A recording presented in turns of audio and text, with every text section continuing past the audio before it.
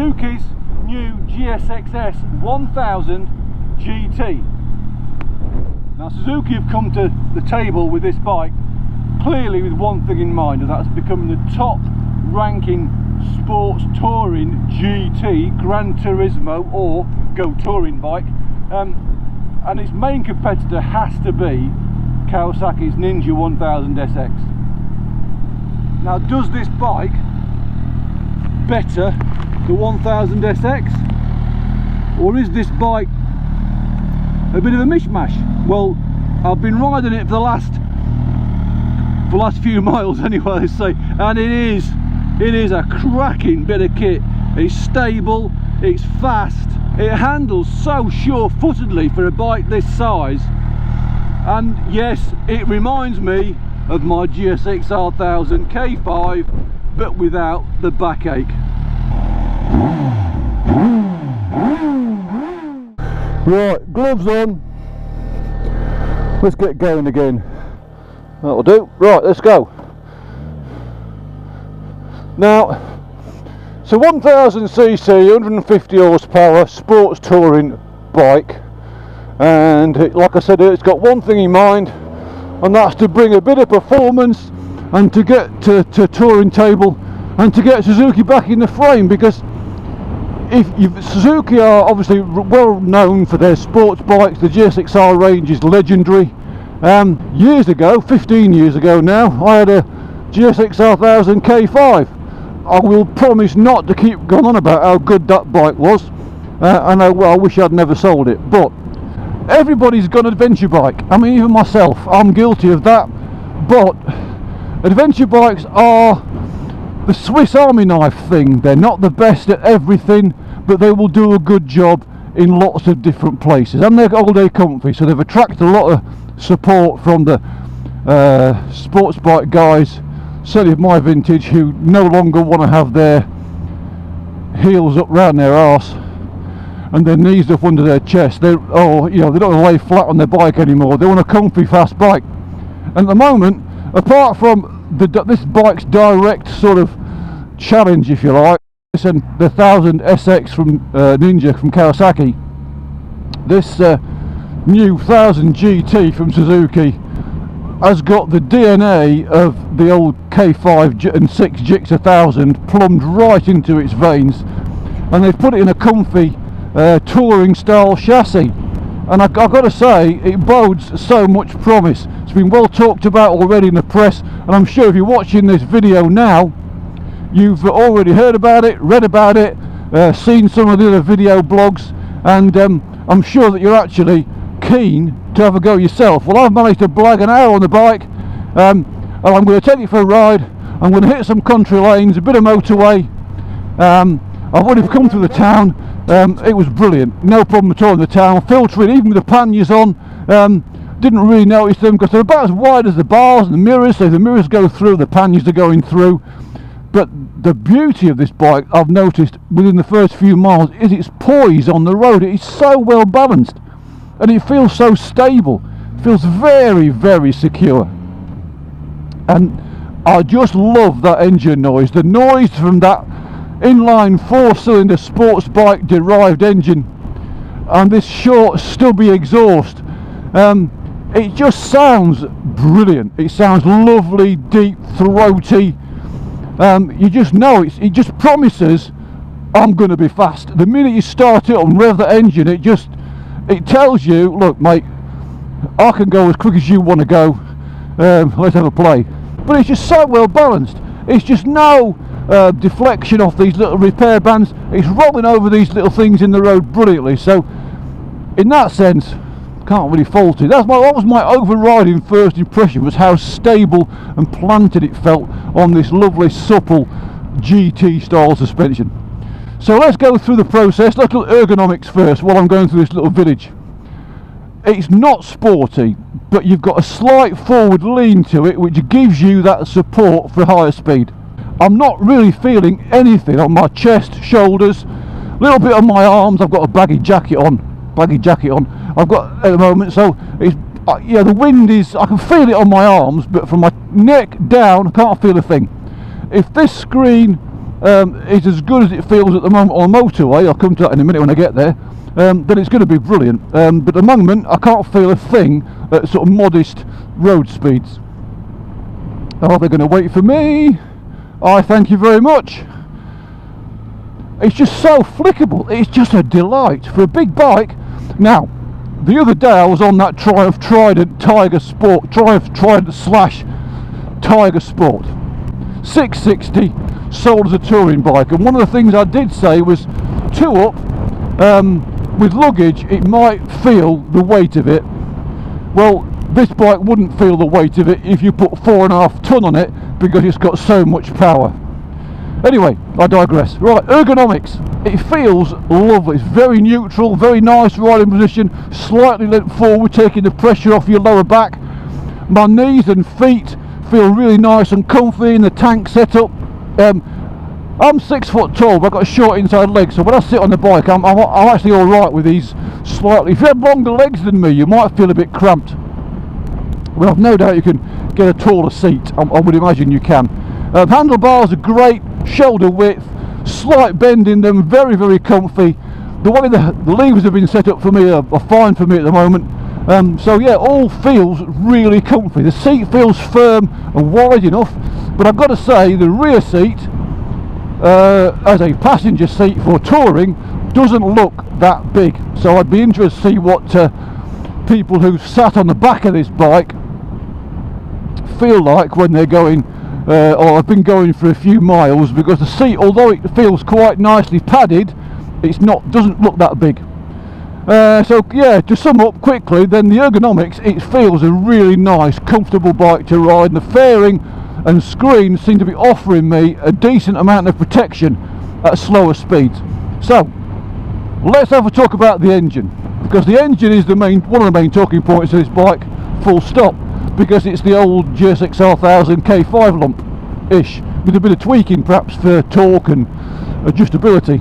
Does this bike live up to that? Well, here I am, top gear now, A mode, which is the more responsive mode, 40 miles an hour.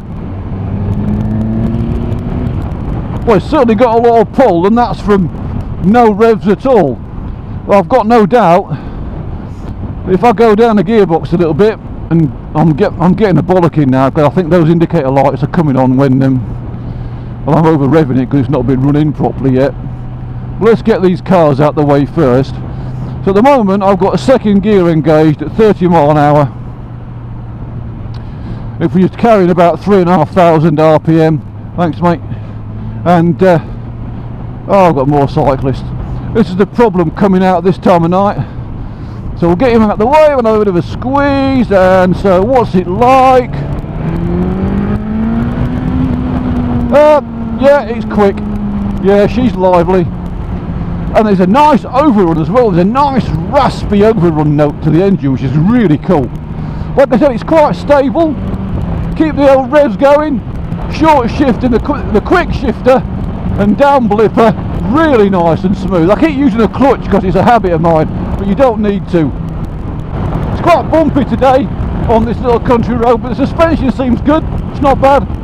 It's a little bit choppy on the short stutter bumps, but in the main, on the big bumps, big sort of whoopy-doos, it seems alright. It's fine. But engine-wise, let's talk about the engine. Lots of engine braking. Like I say, top gear, rolling down from 60 miles an hour. Fair bit of engine braking. Blipper, yeah, blipper going down over gear. Look, no hand on the throttle, and it is as smooth as you like. That was really nice. Yeah, I can't fault that at all. Very smooth. Impressed with that quick shifter or blip shifter, whatever you want to call them. Up and down the box, silky smooth. Good tick there to towards the bike. Nice. I don't even know what tyres this bike's got on it, but they seem fine. Yeah, she's quick. She's quick. A bit bouncy, I think. A bit bouncy on this bumpy road. I mean, but I've got no doubt that with a bit of tweaking, it's a damping. It's kicking back a bit sharpish for me. I mean, I look at the engine. I'm not even using more than 6,000 revs, and she's flying. Like I said, the the manoeuvrability and flickability of this for a big bike. I mean, I haven't got luggage in it, it's not full, I haven't got a passenger, but it feels really light and flickable and nimble, and yet steady at the same time. Do you know what I mean? It doesn't feel flighty, but it's responsive to bar inputs, which is quite a good thing. So it's not going to wander. You know where it's going to be, you know what it's going to do. Just to give it the old roundabout test.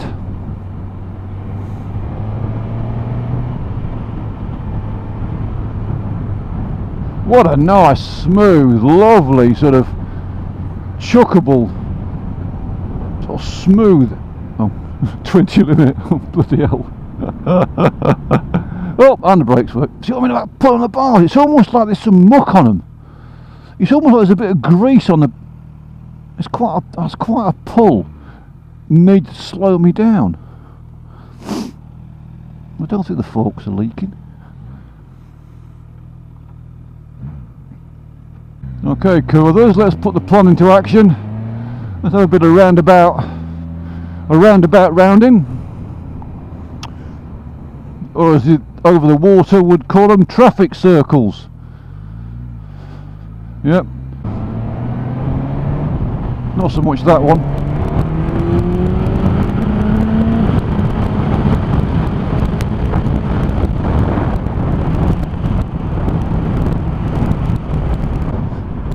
See what the old score is. I'll do one lap. Always do one little round first, because it's you want to make sure there's no diesel or anything anywhere, and you've obviously got to bear in mind the traffic. But indicator on, that's it. Oh yeah, it feels really sticky, really not, but mind the rabbit, mind that traffic, mind the van. Yep, that's all going very well. Let's tuck it in a bit more. Can I change the line halfway round? Yep, slight pull on the bars, changing line, mind the car.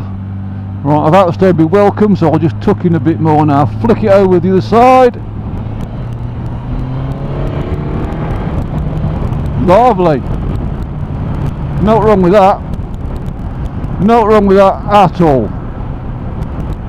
Very stable. Alright, it was a slow speed one. It wasn't like, it's not going 90 mile an hour bloody sweeping bend, is it? But it gives you an idea of how steady and how stable the bike is when it's on its ear. Let's have a go around this one. This is a bit of a rougher surface, but see, I've got quite a nice bit of lean on here, but I need one hand. It's lovely, sits in there nice, and it comes out of the corners with such a nice little umphy drive. Yep, can't knock that at all.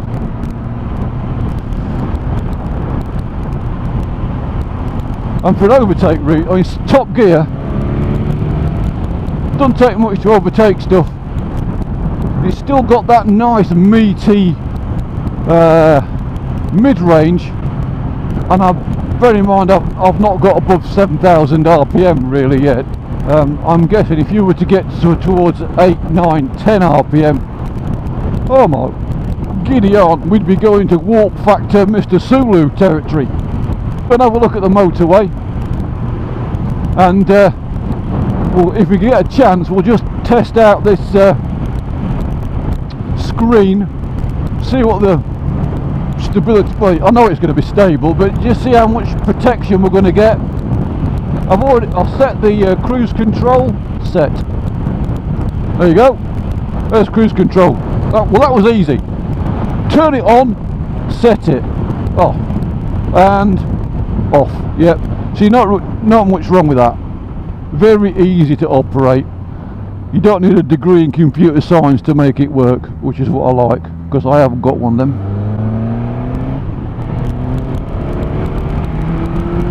Oh, she's quick. Oh, she's lively. Lively, lively, lively. Yep, I do like a nice, lively Suzuki. Oh, here we go. Onto the motorway. Go. Okay, so literally a very short blast on here. But I've already felt at about 4,500 revs, there's a slight tingle coming up through the old nether regions from the back of the tank. Now, it might be just because I'm pressing against it that I can feel it, but yeah, definitely a little nether region tingle from the back of the, so this sort of area. So 75 or 75 miles an hour, which is probably a true 70, 5,000 revs, top gear, calm as you like. This weather, the screen now, I'm getting a little bit in my neck, a little bit about here, I can feel it here. So a smaller, a slightly taller screen would probably knock that away, but then conversely it might knock it straight into your mush. So at the moment my crash helmet's not feeling a thing.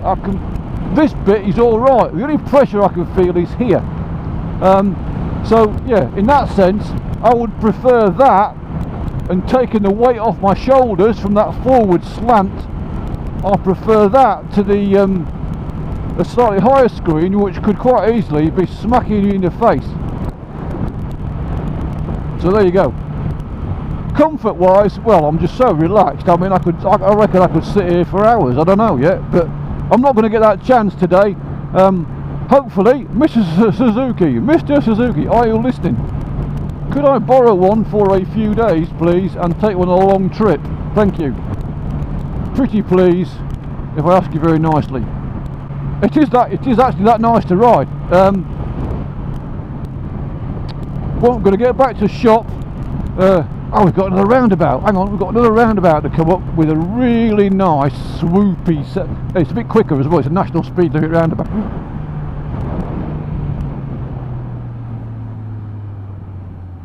Cheeky. Onto the roundabout. And steady on the brakes.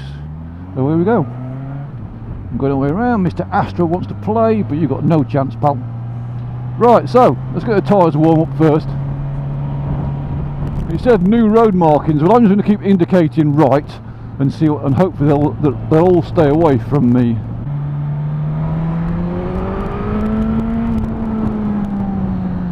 See, it trails into the corner, lovely on the front brake. Nothing wrong with these long sweepers, because you've got to keep the old power on. And because the engine's so smooth, it's actually quite good at that. But we can have a brake in there, that's it. Bottom and start throttle, nice and steady.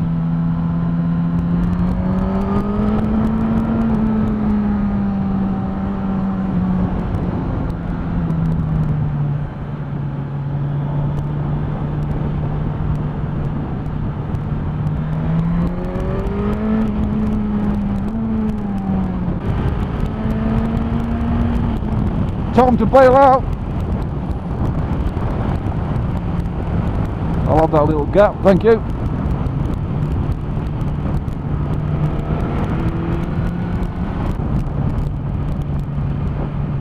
Okay, so what do you think then? 2022 Suzuki GSX 1000 GT. Well, overall, I would sum up that my first impression of the bike is it is very, very, very good.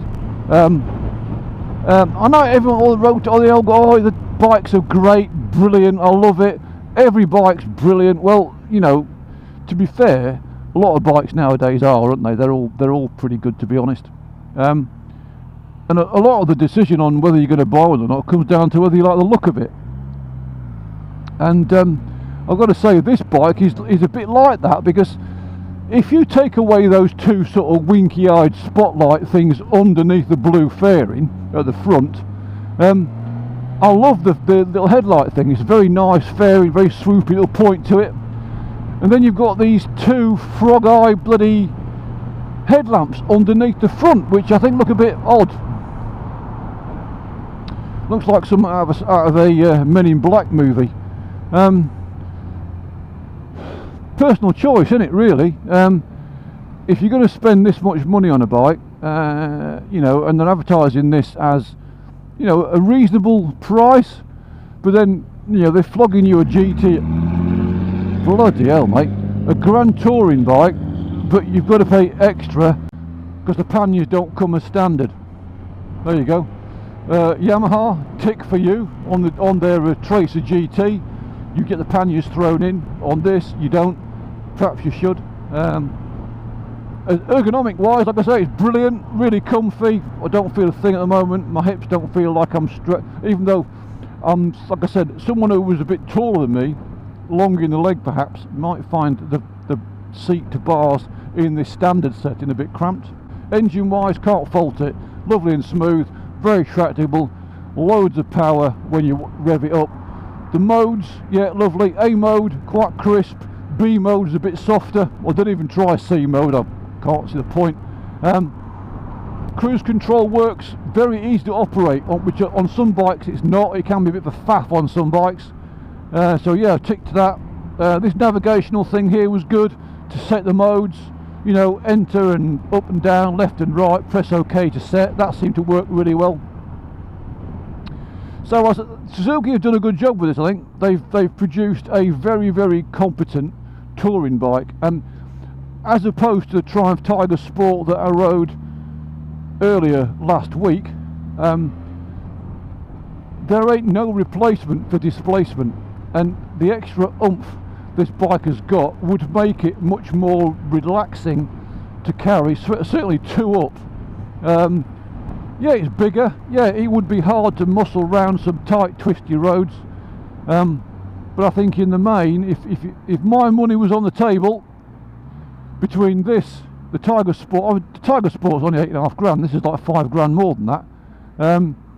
But are you getting £5 grand more bike? Well, I think you might be, to be honest. It's you know, at the end of the day, a touring bike needs to be relaxing to ride, because you might have to cover miles and miles. And do you want to be revving the pants off your bike on a climb from up an alpine pass? No, you don't. You want to be making tiny progress, nice smooth surges of power rather than ragging it. So yeah, in that sense, this size bike, sports touring bike, probably suits me better than the oh, hang on a minute. What?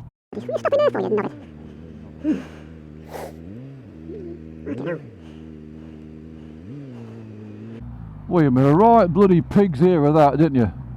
Firstly, thank you to Suzuki for dropping this bike off at Lagunas today, just for 2 days. And thank you to Lagunas for letting me have this quick spin. And it has just been a really quick spin, but it's been one that's been very useful. Well done, Suzuki. This GSX or GSX S, God, there's a gobble on it, is a nice bit of kit. Very secure footed, very planted, feels lovely and smooth. It's smooth in operation, but you get that sense of rawness because underneath, like I said earlier, the DNA of this bike is very much a GSXR engine. It's a gorgeous lump. I love it. I love big Suzuki engines. The big inline 4 Suzukis.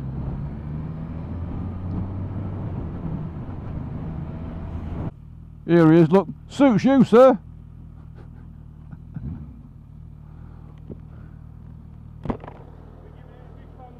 I'll say it suits you, mate. Especially with me muffs and my skirt. You can have a nice bit of muff, mate. Not wrong with some muffs. Shall I bring it in there? No, sorry. Pop it there. Yeah, what a bit of kit, mate. Goes well. Without riding them back to back, I think this feels a bit more raw than the Ninja 1000. Ninja 1000 is so nice and smooth and does everything so well. It's almost a bit. There's still a bit of GSXR in this. Well, that's the K5. Yeah. I'm sick of saying it because everyone says it. Oh, K5. Stable, comfy, loads of oomph from wherever you are in the rev. I mean, top gear, 40 mile an hour, it just go. You know, it's just. Whereas the Triumph Trident, the Tiger Sport, you got to rev it. Oh, there you go. There's a comparison. Look, no fighting. Go on then. I'll go and plug myself. Wait a minute. The only thing and I said it earlier, the only thing is this. It's like some off the what was that kids program where they're cars in the desert in America. See, if that was a headlight, that'd be ace. Just this little bit here. I mean, if that had been bigger, forget this stuff. That's the only thing on this old bike I don't like. Apart from that, pretty special.